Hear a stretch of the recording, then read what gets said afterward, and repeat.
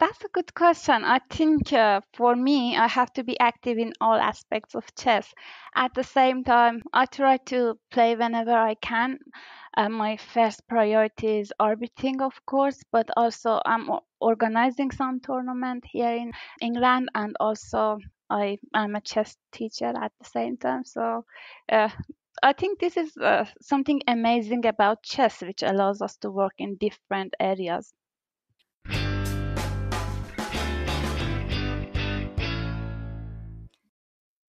Hey everyone, and welcome to the November edition of our FIDE Podcast of the Year of Women in Chess. In this podcast, we introduce you to some amazing and inspiring women in the world of chess, including players, authors, coaches, journalists, chess streamers, and arbiters. The podcast is a collaboration of the Chess Sports Association, the FIDE Women's Commission, and the German podcast Schachgeflüster. Today's guest is a very versatile person that brings so many positive facets and aspects into the chess world. She's a strong player herself and carries the WFM title. Additionally, she's an international arbiter for FIDE and worked as an arbiter on some of the biggest and most important tournaments, such as the Women's World Chess Championship. She's also a female role model, fighting for women's rights in her country of origin, Iran. I'm absolutely pleasured and honored to welcome Shohreh Bayat as our guest today. Welcome, Shohreh. Thank you very much. It's an honor to me to be here. Thank you. Okay, so let's get started with our first question straight away. As our guests from the podcast come from all over the world, it has become a tradition over the past year to ask where they're from and to tell us a little bit about their country and what the chess culture is like there. Well, I'm originally from Iran, but right now I'm a refugee in United Kingdom. I have experience of both representing Iran and England national teams. I think both countries have chess culture. In Iran, we believe that we invented chess as a part of Persian Empire many ages ago. But I know that it's a bit debatable because also India claims that at the same time. But we know that chess is very popular there. Also, I think in the UK, chess is growing a lot. In England now, we have chess in many clubs, many uh, national tournaments, and it's growing and growing. Yeah. Perfect. Thank you so much for that introduction. We'll touch upon Iran and England a little bit later, but let's start a little bit with, I guess, where it all started for you, because you started playing chess as a child and were quite talented straight away and won numerous national tournaments already in your youth, such the Girls Under 12 Championship in Iran, but then also later on the Iran Women's Chess Festivals and Blitz and Rapid Championships. What would you say from all the tournaments you played? Is there a most memorable one to you, or what would you consider your biggest success? Uh, that's a difficult one to choose because I played in many different levels in Iran. But I'm kind of proud that I was champion in uh, inter in Iranian Women's Chess Festival and also a junior champion in females level in Iran, and also I won medal in all age groups from under 12 to under 20 every year. So these are part of things that I'm proud of. And also I'm quite happy that I represented both Iran and England national chess teams. Yeah, loads of successes to choose from, actually.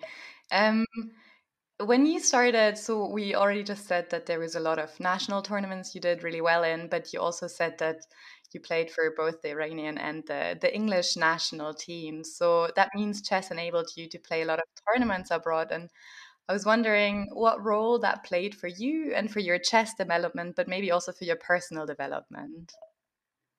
Chess had a big impact in my life because I think it kind of shaped my uh, personality at the same time. Chess provides loads of opportunity for traveling, and we can learn from traveling. That's very important. It broadens our knowledge and horizons.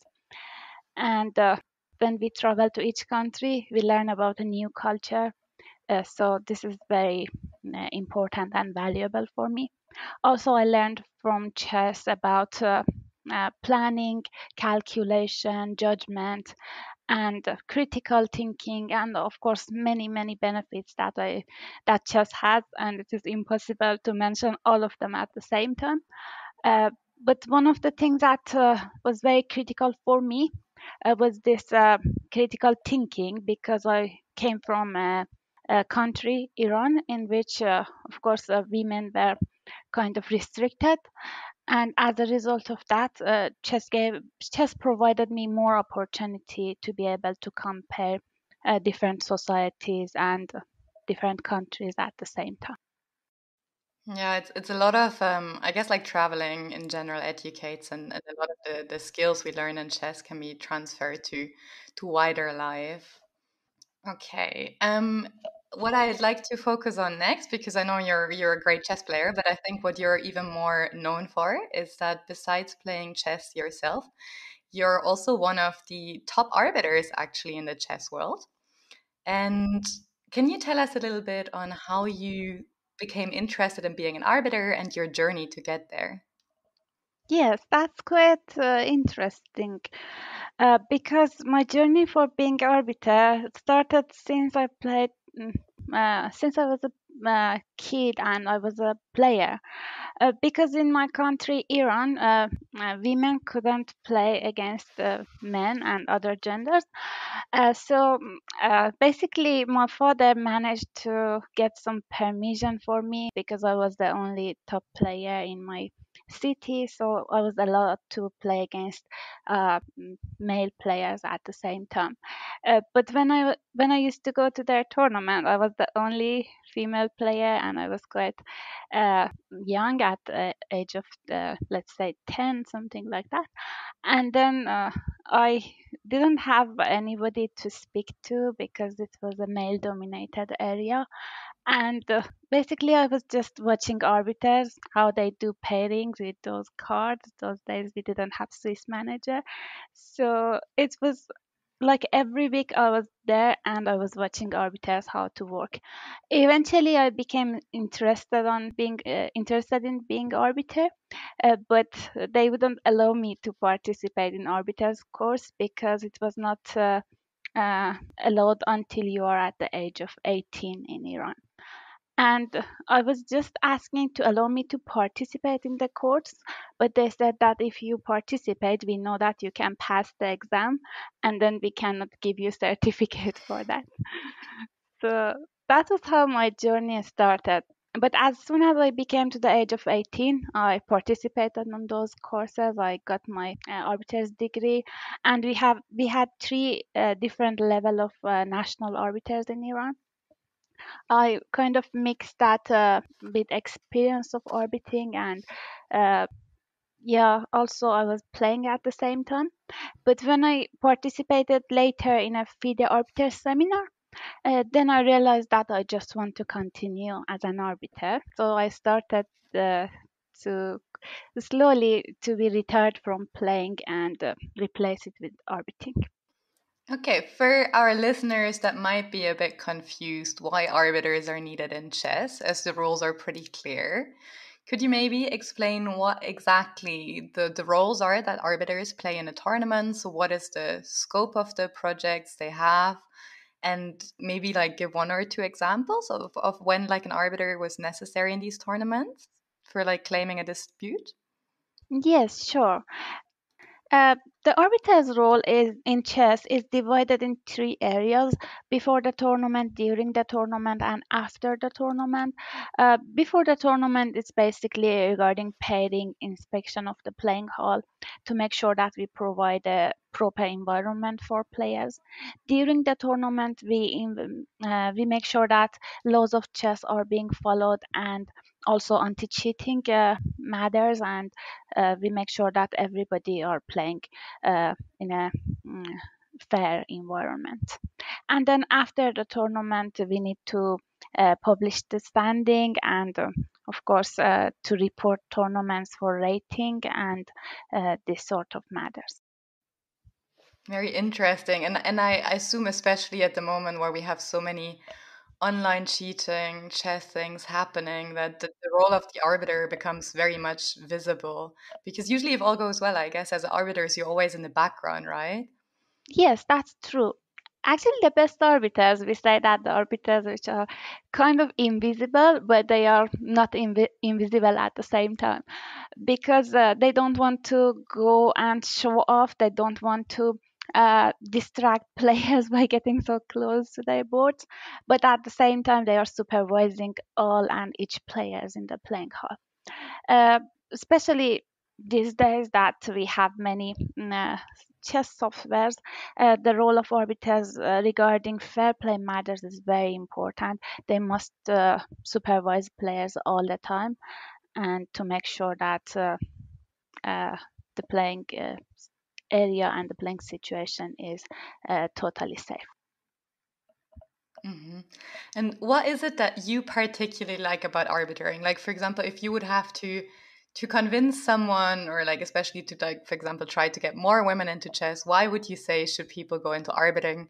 What is it that you really enjoy about it? I think I have always loved the rules and regulations, so I think this is something that I'm good at it. I can um, talk and debate for even one sentence in in the rules for hours and days and weeks. So this is something very common about among arbiters. Uh, yeah, I think this is my interest to rules, and at the same time, I love chess. I enjoy watching games and learning from them. So, and also, I love our chess environment. So it is a opportunity to be in different chess tournaments, to travel, and also to enjoy social aspects of chess. Hmm.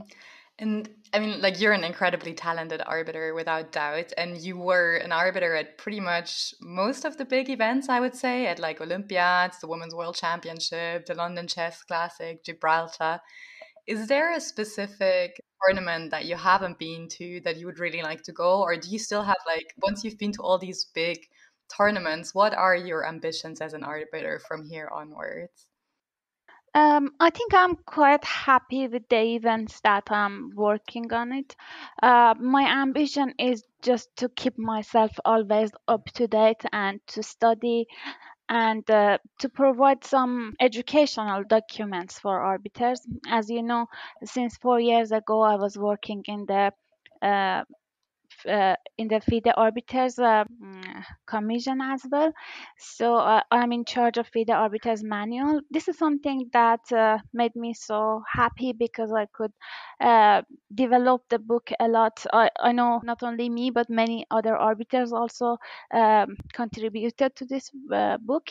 But I think this is something that for me is the next step to educate to help the other arbiters to develop to their development and increasing the number of female arbiters. Yeah. And the FIDE Arbiters Commission, so what exactly does this commission do? So you update the rules and then you also organize some coaching sessions for new arbiters? Actually, we don't update the rules, but we comment on that. We give guidelines to arbiters about um, how to understand each article, what is the behind of each article, and we give them different examples how to behave in different situations, and then we allow them to Hmm. compare those things together to be able to act in even situations that they are not familiar with. We also organize different FIDE arbiter seminars around the world. During the pandemic time, we started to go online as well. So we organized many courses for people who wanted to be online arbiters and also to work in hybrid tournaments at the same time. We worked in educating our lecturers because we have many FIDE lecturers at the same time, so we organized some sessions for them to have some standardized uh, exams and also materials that they can use. Also in FIDE Arbiters Commission, we provided a platform that is accessible for all arbiters. They can to accessible for all lecturers and some also many arbiters that they can get access to sample questions of exams at the same time. Okay, so loads of different things actually that are happening in the commission there. Maybe I have one question to follow up because one of the things, I mean, arbiters, like I guess everything in chess is there's not so many females. How do you think the number of female arbiters can be increased? I think this is something that we need to work from national levels as well, because we need federations also to support the arbiters. FIDE is one part, and then the national federations to support the arbiters, and also especially continental federations as well. Because, for example, I can give you an example of Asia based on my personal experiences. I was the first category A female arbiter in Asia, and then uh, I felt that Asia is a male dominated continent for arbiters because there was not enough opportunity for female arbiters. And I got the title because of working in world events, but at the same time, we couldn't get opportunity to work in continental events. At the same time, now this year I became the best European arbiters from FIDE in female section. But I see that I'm receiving many invitations from European chess federation, and there are loads of opportunities to work for continental tournaments here. So in order to work and increase the number of female arbiters, I think we need to work in a way to increase and help arbiters in national levels and continental levels as. Hmm. Yeah, and just offer possibilities for them to gain experience and like motivate them to go in. Yeah, I think these are really good points. One match I want to talk to you because it was one of the big matches you served as an arbiter at, but I mean it was also personally a very life changing event for you is in 2020 where you served as the chief arbiter of the Women's World Championship match. Um, and during the tournament, a photograph appeared, which in Iran was interpreted as you not wearing a hijab and created a big controversy. Do you want to tell us about the tournament and what exactly happened there? Yes, that was a very important tournament for me. I was so happy that I got appointed to that tournament because that was the highest tournament in my chess career that I worked in. And then, as you know, many things and drama happened during the tournament, which I was not expecting. Uh, the tournament had two legs, one leg in China and the second leg in Russia.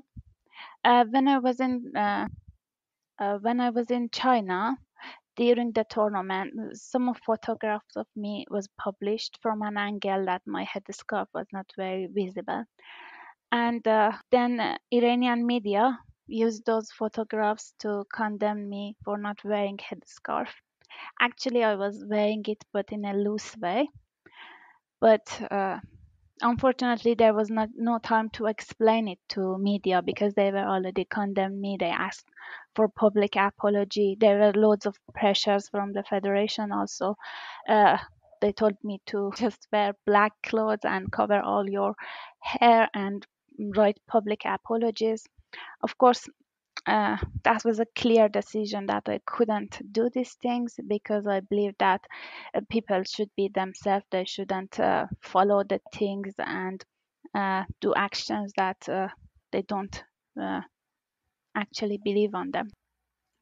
So I decided to not wear headscarf anymore. I went to the tournament after 4 rounds in which I had a headscarf out of mandatory hijab, not out of choice.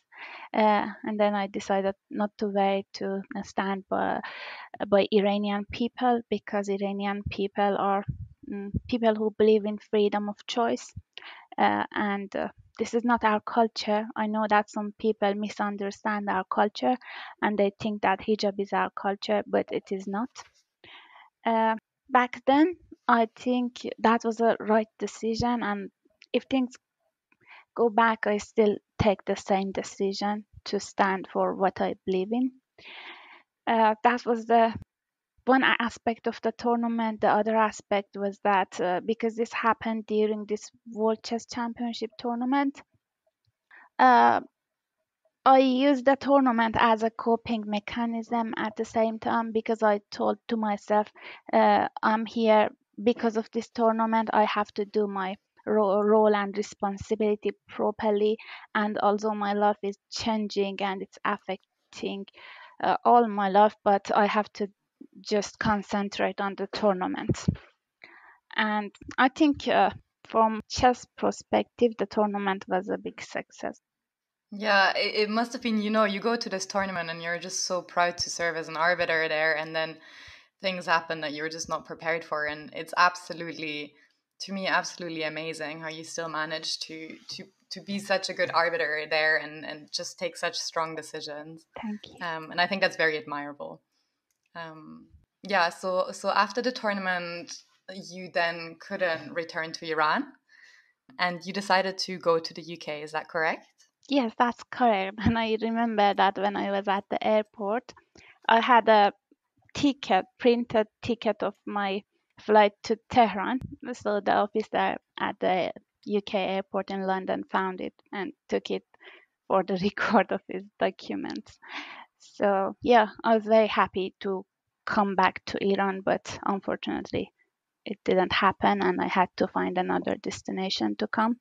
I'm very pleased to be in the UK right now, because this is a country which respects to human rights and women rights, and I received many supports from people here, and especially my chess family. So I think I'm lucky to be a chess player, to have a chess family. Yeah, because you really, like, in the UK, then you took so many positions straight away and you got involved as a arbiter, and I've seen you, as I said, now also played for the UK national, well, the English national team, because it's not UK that plays, right? So yeah, you really made chess. I guess it was a way to get in contact there with people and settle there as well. Yes, actually, we always say that we are one family. That's our motto. But I couldn't really understand and feel it until I moved here. Because when you understand these things when you are in tough and difficult situations.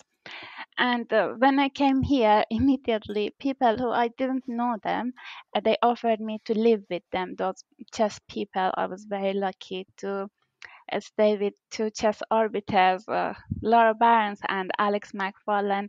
I lived with them for some time, and that was quite funny because we had the three top arbiters at the same time in one house. Oh Uh, wow! I can see what geeky conversations you had at the dinner table. exactly. So every conversation was about chess, and then at some time, three of us were in the same Zoom meeting for FIDE Arbiters Commission at the same time. So that was quite funny. But also, I was then uh, after that I moved to London, and then another international master, John Cox, offered me to live with him and his family for some time. So they helped me as well. I work for CSC, Chess in the Schools community, running by Malcolm Payne, and it's something that I'm very happy about it. I think the best job in the world is to work with children and teaching them chess.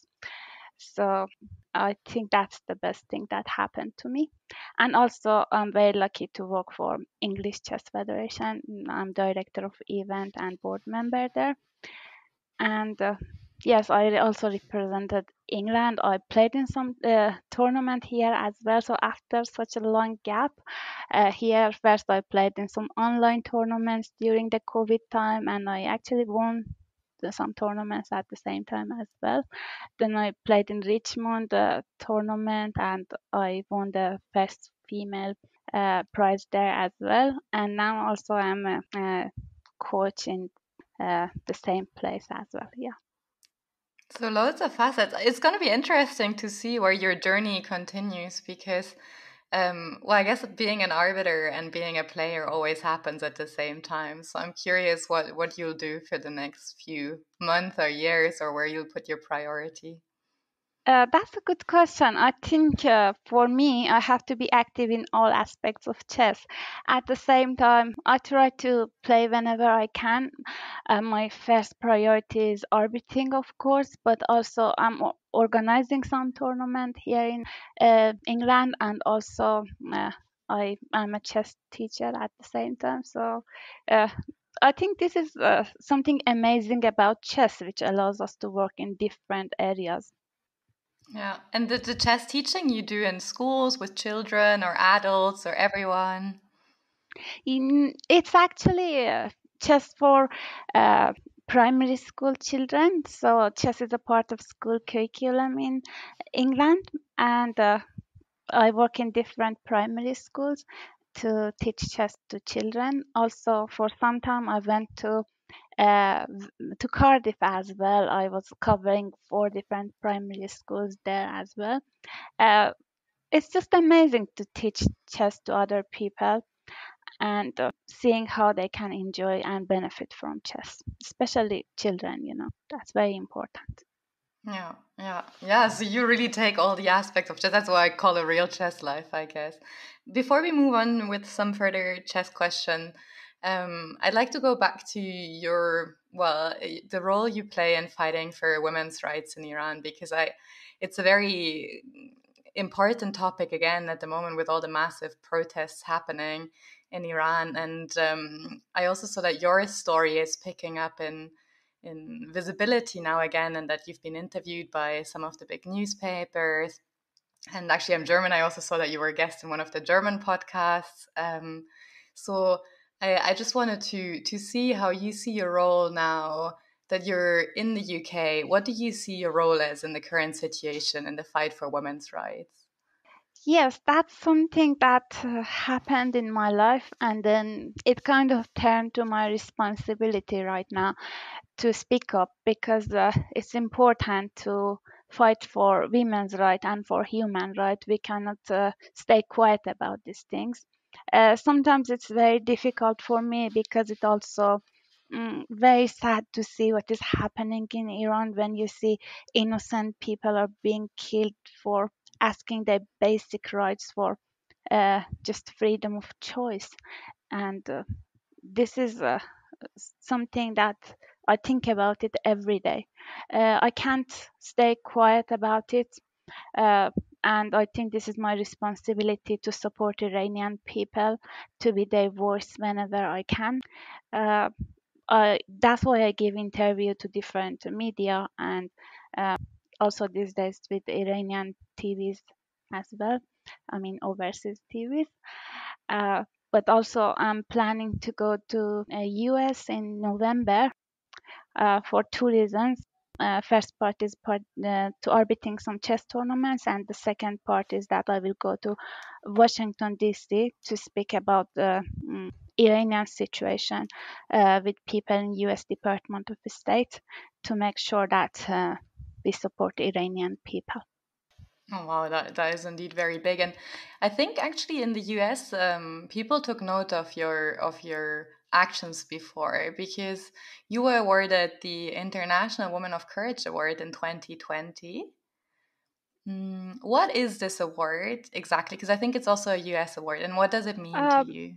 this is something that I am proud of it, but at the same time, I think that I don't deserve it, because when I see how many courageous ladies and people are in Iran, I feel that this award should belong to them. There could be many people other than me who could be nominated for this award, and uh, I thought that I should accept it, because then it helps to Iranian people to raise their voice around the world, so that people can hear their message of freedom, peace, women life freedom, which is very important for us.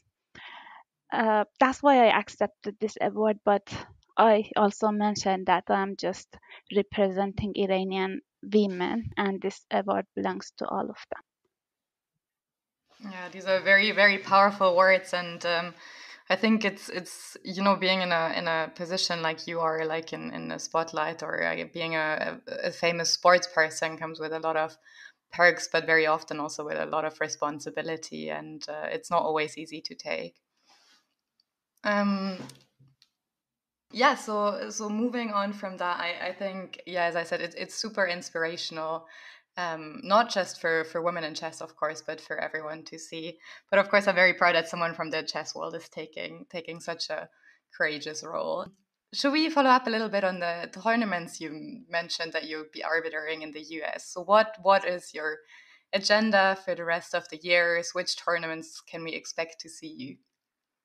For now, I'm planning to go to North Carolina for arbitering some tournaments, master tournaments in Charlotte. So this is quite exciting for me because I know that Charlotte Chess Center is really doing great, and I see people running this organization are really inspiring. So I think this is an honor for me to cooperate with them and work with them. That's my plan for November. But also, as you know, every day in my life is about chess.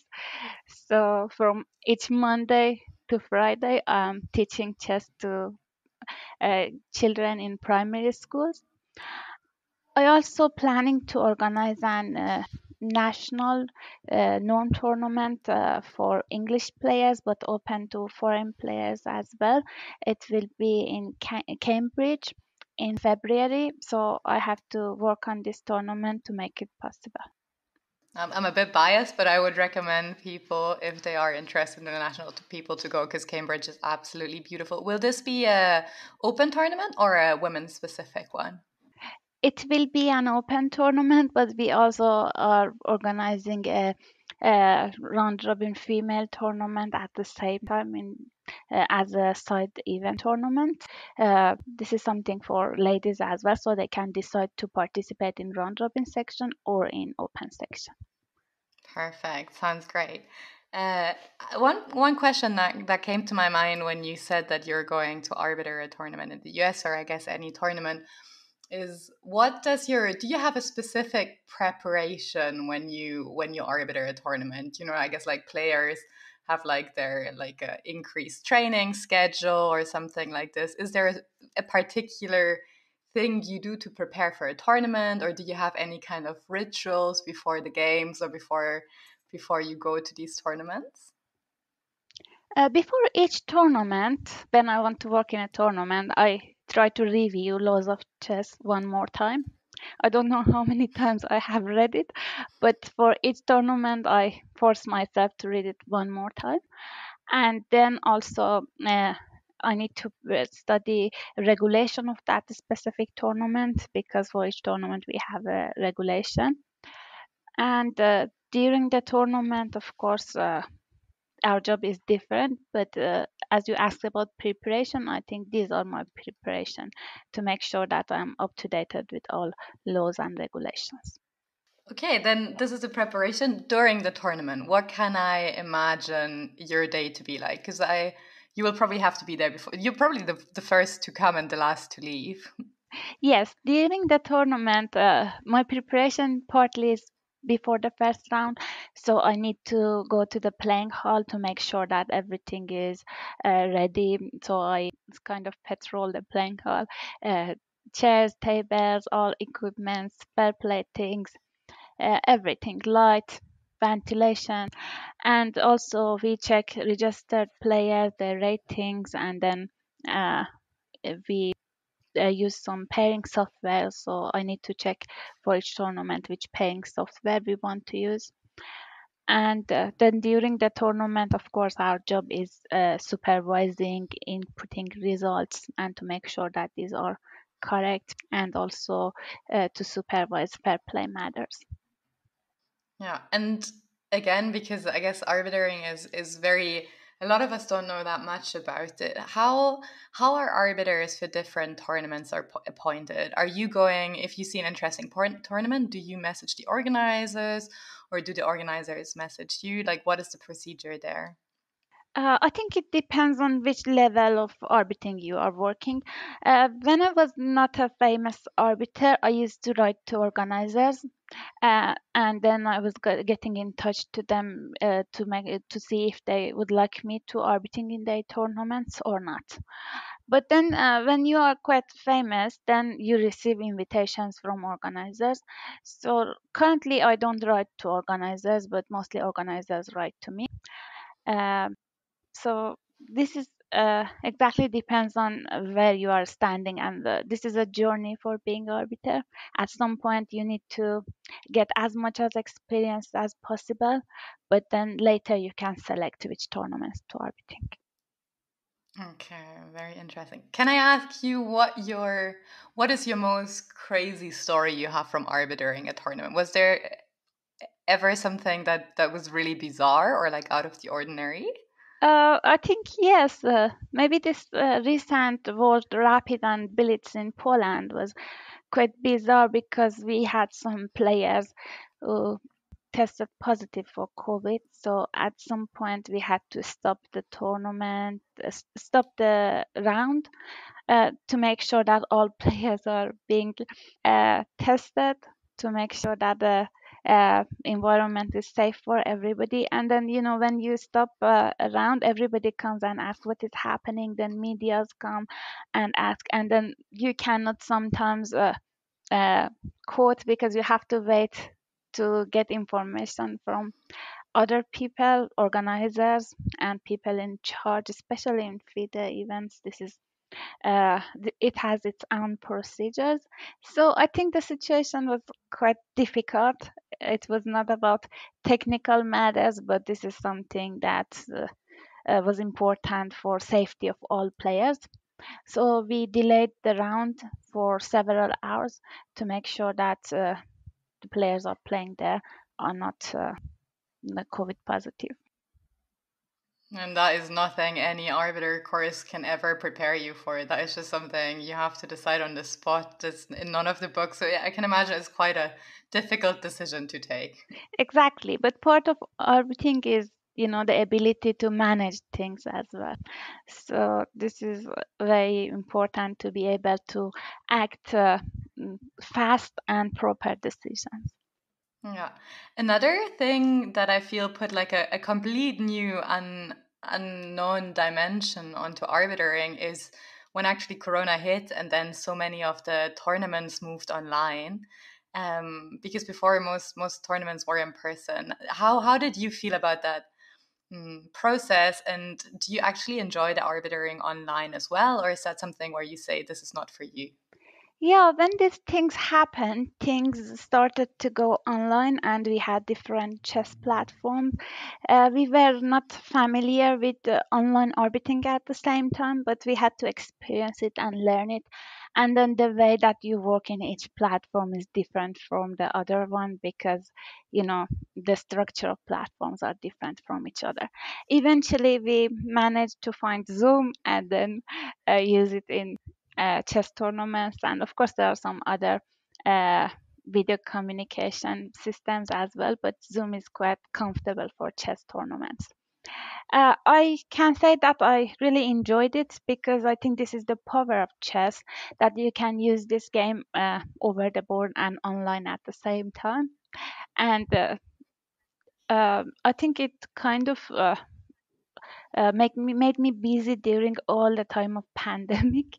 So I was always working in tournaments, and still now that we passed those process of COVID, still we have our online tournaments. I was recently orbiting Fisher Random Chess, which was online, and I really quite enjoyed it.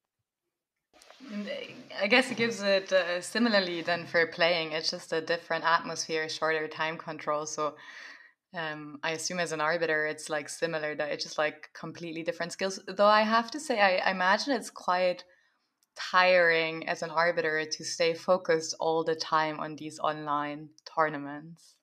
I don't think it is tiring because it depends. If you love your job, you are enjoying every second of it. And there are loads of things to do. You are always supervising players. For example, you are supervising their eye contact, how their eyes are moving around. This is something that you have to concentrate on it. And then you have to check, for example, their desktops. They are sharing their desktops, their computer's screen with you. So you have to go through them to make sure that they don't have any applications open. And because you are working all the time, there's no time to think about other things. And I don't find it boring at all. Okay, well, not boring, but I thought it would be tiring because I always feel super exhausted after like 2 hours in front of my screen. But it seems like you're just energetic enough to make it work. Yeah, I'm also interested because we talk about like online chess and over the board chess. What is your personal opinion about cheating online, and should it kind of have consequences on over the board games, or are these for you two separate things? I think this is a difficult question to answer. Maybe uh, there are more qualified people in Fair Play Commission to answer it. But I believe that it shouldn't be the same. I don't think if we should consider people who are flagged in online events for over the board events as well, because the question is that what if we make the mistake? Because some platforms disqualify players, but then they cannot say legally that this player was cheating. They say that it was not following the terms and conditions of website, because they see the patterns, they see that the statistical analysis doesn't work properly for this player. I mean, doesn't match properly with the level of games and ratings. But then they cannot say for sure for 100% that this player was cheating online. That's why I think even if 1% we are making mistake, we cannot extend it to over the board games. Yeah, I think it's a common opinion, even though I guess it's hotly debated in the chess world. Have you ever, during your time as an arbiter, whether online or over the board, have you ever experienced any cheating cases? Yes, I have experienced, unfortunately, many cheating cases. We had to disqualify many players in different tournaments, but maybe it's because I also worked in many, many online tournaments since the start of the pandemic. So in national events, in online Olympiads, in different tournaments, we had the experience of players who were not uh, following the fair play procedure. And this happens both in adult tournaments and in youth tournaments? Yes, but from my experience, it was more common in youth tournaments, unfortunately. Hmm. Yeah, I think that's one of the difficult decisions to take about these cheating things is especially online. I also experienced this when we organized tournaments in Germany during the time that we experienced cheating, even in very unimportant tournaments where there is no prize money and nothing. But in the end, there is still kids and teenagers, so it's difficult to find the right way to, in a way, punish them, but most of all, make it educational so that these things don't happen again. Yes, I think it's very important that we educate our young generation the about this fair play and about the consequences of cheating, and to encourage them to play fairly. Because I think that also some part of it can be sometimes because of the parents to put loads of pressure on their children to win their games, and then those kids don't want to disappoint their parents. So there are many, uh, let's say, underlying reasons behind of these things. And what role in these, hopefully, prevention of cheating, so we stop it before it happens?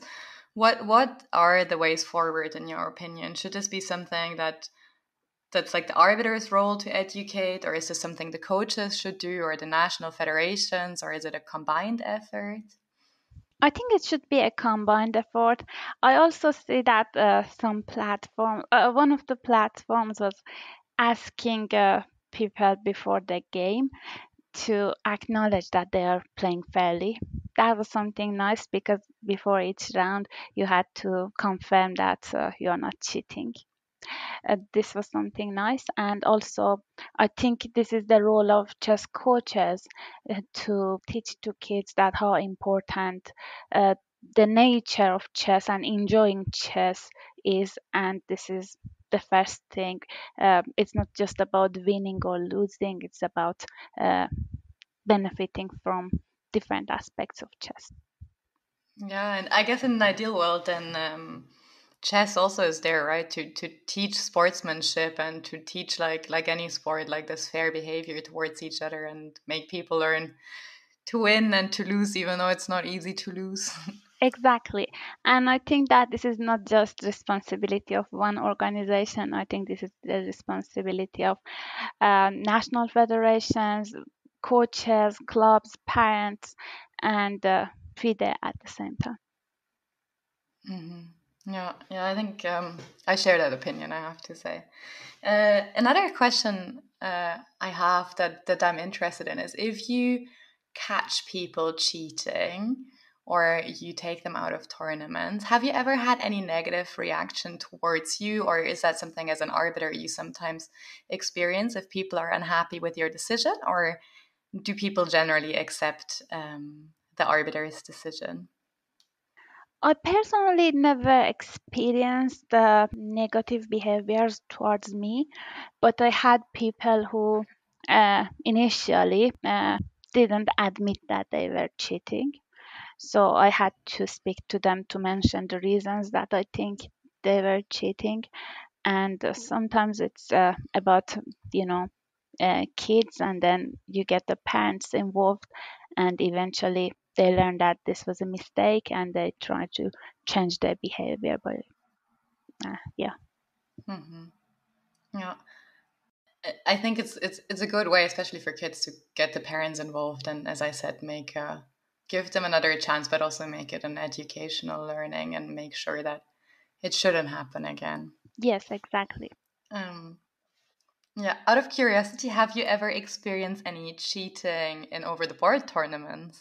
No, I haven't ever experienced any cheating in over the board tournament. I have found a cell phone in a toilet. I have cases. Yeah, even in Olympiad, we found someone carrying cell phone with him during the games, but I didn't consider those situations as a cheating. For example, the case that we found a phone in a toilet, it was in Thailand chess tournament, and the player at the middle of the game realized that he has a phone and he forgot to give it to the arbiters before the round. And he thought that if I give it to arbiters now, I'm going to be forfeited. So he just wanted to get rid of his phone and he tried to hide it in a toilet. So when we found it, we tried to talk to the player and do some investigations, and we saw that there wasn't any game from that round on the phone, or there wasn't any specific chess application that could be used for cheating. So your recommendation would also be in a tournament if there is an honest mistake and you realize, okay, my phone is still in my bag and I thought it isn't. That's like a good point to go to the arbiters and be like, listen, this was a mistake, and there will be a solution probably.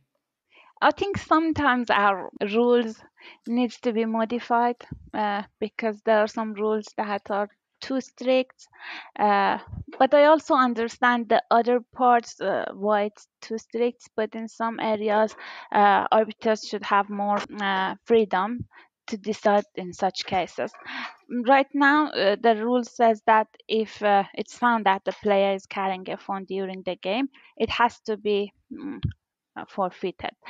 But there are some cases even grandmasters forget to give their phone to the arbiters, and then after 5 moves they come and say, "This is my phone." I think it's actually one of the interesting parts, right, about the rules, that you always think the rules are so clear and they're written there, but in the end, it's like a lot of still a lot of interpretation and how to deal with the rules in certain situations. Yes, I think lots of chess should be improved and can be improved a lot. Right now, it's kind of controversial, and there are many suggestions that can improve the laws and regulations better. One question, I guess, that always comes to my mind about arbiters is if you have, for example, a big tournament with kids, that happens quite often. So I'm not an arbiter. I know nothing about arbitering, but when I still taught kids, and then there's always this moment when one person said that the opponent touched the piece and the opponent says, no, I didn't. And I guess in kids tournaments, there's always, so many boards that there's not like in a world championship, one arbiter in one board. So how would you handle a situation like that? I normally try to listen to both sides. I ask one player and then I ask the other player. And then when I see that the story doesn't match, I ask them to show me exactly how they did it. And then that's most of the time it helps me to find out what was the reality. Because when they exactly repeat that action again, then I can see what was happening. But yeah, there are some cases that you cannot figure out as well. But I think in most cases you can. And what do you do in cases where you can't figure it out? At the end, the decision has to be made, right? Yeah, I think we need to make the most possible fair decision. I mean, if you are accusing someone to for a touch move and then there is no evidence of that, without evidence and not admitting, then we cannot accept that. Okay, interesting. Yeah, maybe following up a little bit on you as on your personal life a little bit, because I saw you also studied at university and that you actually published several scientific articles. And I was wondering, would you like to tell us a little bit about what you studied and the work you did there as well? Yes, I have a master degree in natural resources engineering, and this is an area that at the time that I was studying, I really enjoyed it. So I started to uh, work as a researcher as well. So I was a member of Young Researchers Club, which is quite a high prestige club in Iran because you have to be top score to be able to be member there. So then, as a member of that club, I tried to do some scientific work. Uh, so I published some articles in ISI journals, and then I applied to actually to study in Germany, and I got admission from a university. But at the same time, I was offered to work in the federation and to be general secretary of Iranian Chess Federation. So I had to choose between continuing there or to be general secretary of the federation. I decided to continue with chess, and it was quite tempting at the time because I was the first female general secretary in all sports. So that's how I didn't continue that area more. But yeah, it's always something that possible to go back there again. Yeah, see, I'm a bit biased because I'm German and I'm like a scientist, so I was quite curious. But I have to say, I also read actually about this role you took as a general secretary of the Iranian Chess Federation, and I thought it was so impressive that not just within chess, but within any sport, you were the first woman to have this role. And yeah, what did you do in this position exactly, and how did you manage to have this massive achievement of being appointed in this position? I think basically when you love the things that you are doing, you do your best. And I was always doing my best as an arbiter. I was trying to learn every new things, and I was always studying. And I was writing articles in Iranian websites. I translated rules and regulations, and then at the time. Uh, in whole country there was only one person who could run uh, live votes, electronic live votes. So then I started to practice everything myself and learn how to work with the digital live words. And when I learned that, that provided me lots of opportunities because I was getting invitation to every tournaments in the country when they wanted to have these live games, right? So then it made me quite famous in chess, and because my English was good in comparison with other Iranians, also it provided me more opportunities. And I think these were the reasons. So I was basically player, organizer, running digital boards with a good English. So that was it. Just an all-around talent, nothing else to add. No, very impressive. I mean, I don't even know what to say. You know, most people like try to excel in one thing, and then there's just you doing well in all aspects. So yeah, pretty cool. Okay. I think we're nearly at the end of our podcast. Some more questions about women's chess in general. So, the podcast is part of the FIDE Year of Women in Chess, which is slowly going to an end. But I just wanted your input on what other events, ideas you see that FIDE could do to support women in chess more, whether it's players, arbiters, coaches. I think what FIDE needs to do is to have long-term plans as well as short-term plans for supporting women's chess. It shouldn't be just advertising for 1 year to make it the year of women in chess, although it's important to have it. But we can ask ourselves what long term plans we did for female arbiters, what benefits we had from, let's say, Olympiads. What did we do there for ladies? Uh, because that was a big tournament that we had chess players from around the world. What was the difference of this Olympiad with previous one? How we made more uh, active female players?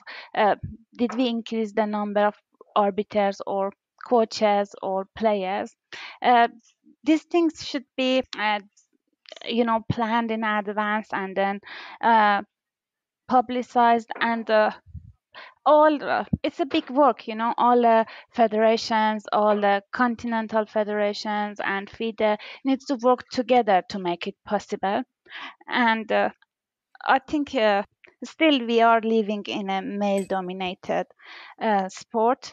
They're not easy for female to continue. We can attract some female arbiters, for example, by participating in a free seminar, but then there's no follow up for that. What are we going to do them after that? Most of the people who participate in these courses, then they get disappeared. That's why I think that we need to record the numbers. We need to have a follow-up plans and constant encouragement for females to participate in tournaments and to act in different aspects of chess. Yeah, some good ideas there. One very final question to end on a bit more personal note. What are your wishes for yourself for the next few months or years? So where do you see yourself, and maybe also what are your wishes for Iran and the women there at the moment? Right now, I have all my concentration on Iran, to be fair, because the situation in Iran is in a way that I can't stop thinking about it. I can't really do more concentration on my personal plans because everything is kind of in close tie with the situation of the country. It's not easy to see how many people from your country are being harassed. You see that people are being killed every day. You see that their access to internet massively restricted, and then people think that uh, the regime is not representing people. So uh, these are my main focuses. I want to be voice of Iranian people right now. Okay, thank you so much, Shohreh, for being our guest today and for sharing your personal story which is absolutely fascinating. And to see you excel so much, as I said, as a player, as an arbiter, and also as an ambassador for women's rights. So, yeah, thank you so much for being here today. Thank you very much.